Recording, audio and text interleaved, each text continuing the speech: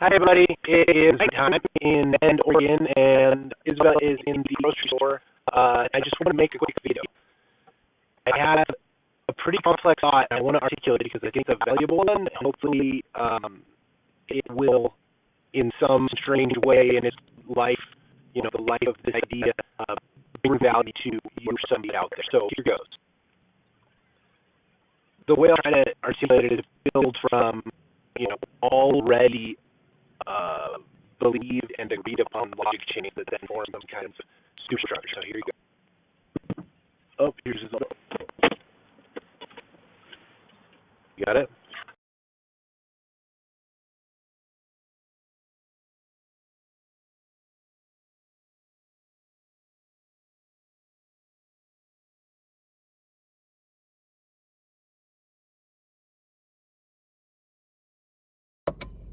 Okay, so I felt bad because I didn't want Isabella to wait while I did this, but she's cool about me trying to say this thought before we get going home. So here goes. As people develop skill in our chosen field from repetition, that much is agreed upon. Our chosen field in the abstract, whether that be, babe, you want the heat on or no? No, it's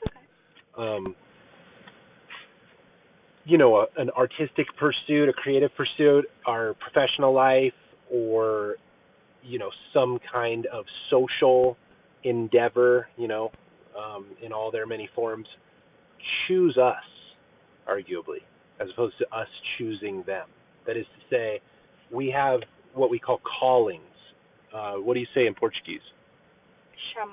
Chamados.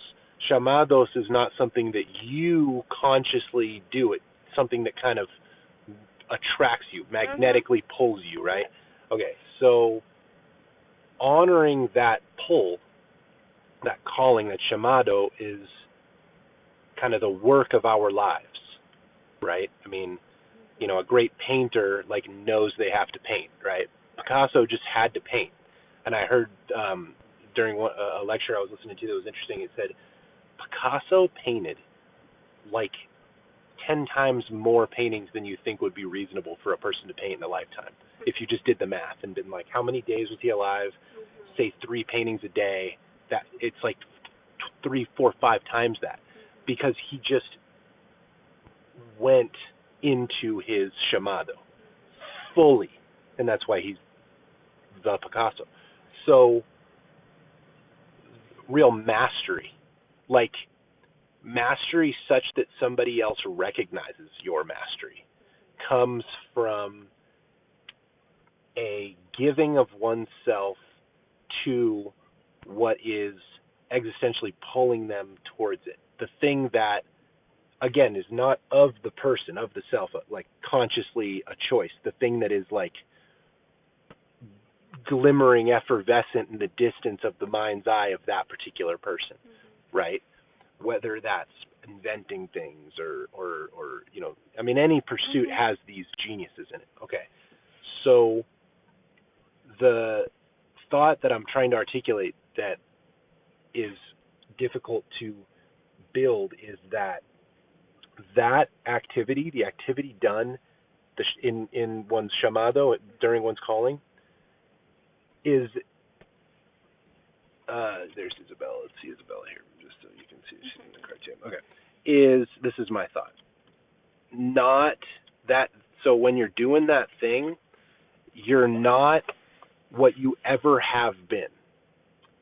That is to say, every memory, every construction of yourself, every idea that constitutes what we believe we are, is being surpassed and actively redefined in the action of that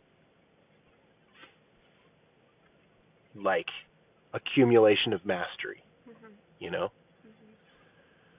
So it's this weird state. Tony Robbins talks about states where we're ahead of our understanding of ourselves. And it's only after we've done the thing, run the race, painted the painting, acted in the movie, whatever it is, that we can look back and understand what we were doing at the time. Right. But if and when we are trying to do that process, evaluating ourselves while simultaneously having to accomplish a task, we're not allowing ourselves to reach that, that flow state, that zen, that right. that loss of our self-conception during the process. And the only way to have mastery, the only way to reach brilliance in the sense of the word French, brillant, which means burning, like creme brulee, it's like the same base word, like burned. Brilliant comes from the same word. It means the person is actively redefining themselves, like energetically, in terms of the light that's coming out of them, that's then creating the protein synthesis in their bodies on a cellular level. So this is my like weird thought that I'm trying to articulate fully. That is, our loves, and like you only know your love, your calling, your passion. You, like, Isabella, your passion is specific to you. Yes.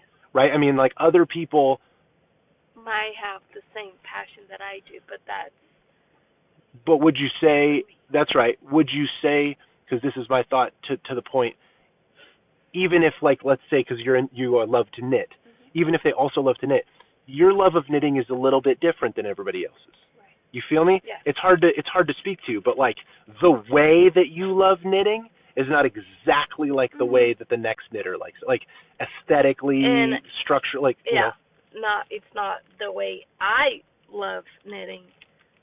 It's the same as the other person. Right.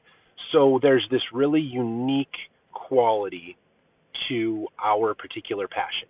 And then in pursuit of that passion, we become ourselves.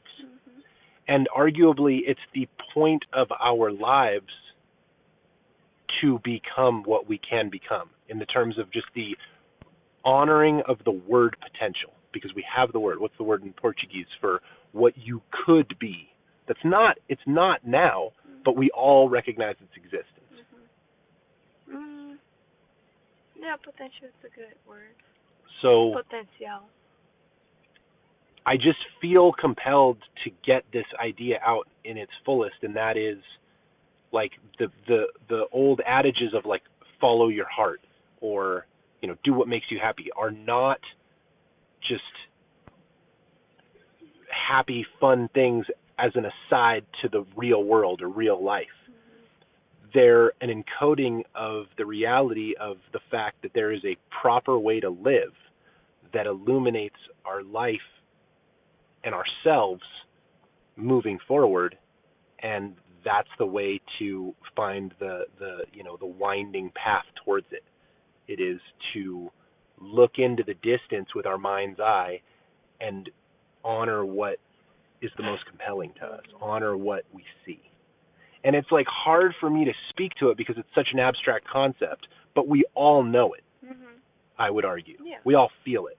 And I think one of the most foundational sources of pain in life, in all of its forms, is a somehow rejection of that path, that calling. And it's one of the reasons why, and I'll kind of end on this because I think I at least spoke to it fairly, am like a fiercely independent person, which also means often like an aimless person from the outside, like from somebody else's perspective, because I think people will constantly try to codify, try to conceptualize what it is, and then give it to you or sell it to you. And it's just, there's no way to do that, because part of what it is, the being animated on one's path towards their destiny, let's say, is intrinsic to their perspective, to their point of view. So I have no access to the direction that you have to go. But I can tell when you're going in that direction, which is weird. It's immediately apparent when a person is doing what they should be doing, because they glow. And so I think the way to be the best human being one can be, like defensibly, not in some woo-woo spiritual way or some hard-lined conceptual way, like based on groupthink, but like justifiable through like large scaffolding of logic chains that are agreeable. How to be the best person one can be is by doing exactly what that person believes is like right is not quite the right word. Inspiring kind of gets closer to it.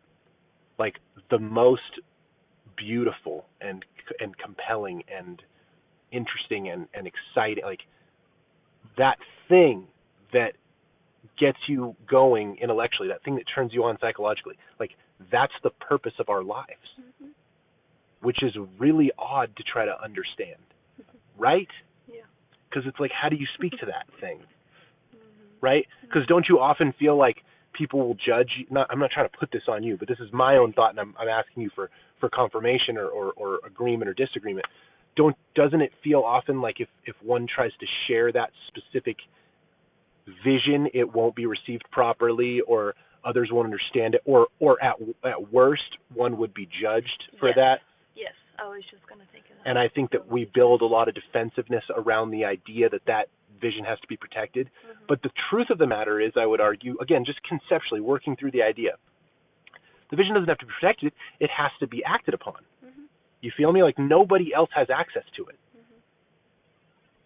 And so it's always safe because it exists within us, like on a cellular level, on the level of DNA, right? Where else could it be? Right. And so our interaction with light and the universe around us allows us to move towards it. It's such a weird thought. And so I just wanted to get that out and try to articulate that, because I hope it's valuable to the next person listening to it, because I think we often don't feel justified. Like the idea that there's some superstructure that we have to fit in, and that's the a priori purpose of our lives, and then these other things are just flights of fancy or things that make us weird and things that we have.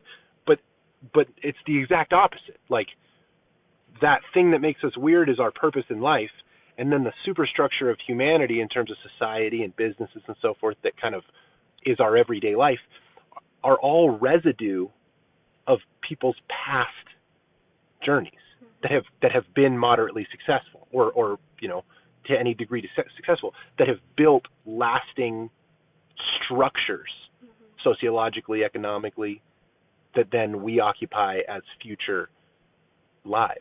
But it's our job to go outside of it and redefine it and in some sense destroy parts of it and recreate it in some image that we have in our mind's eye, which is inherently challenging for the individual, because nobody that represents the system can, by definition, ever really encourage you to do what's necessary to be done.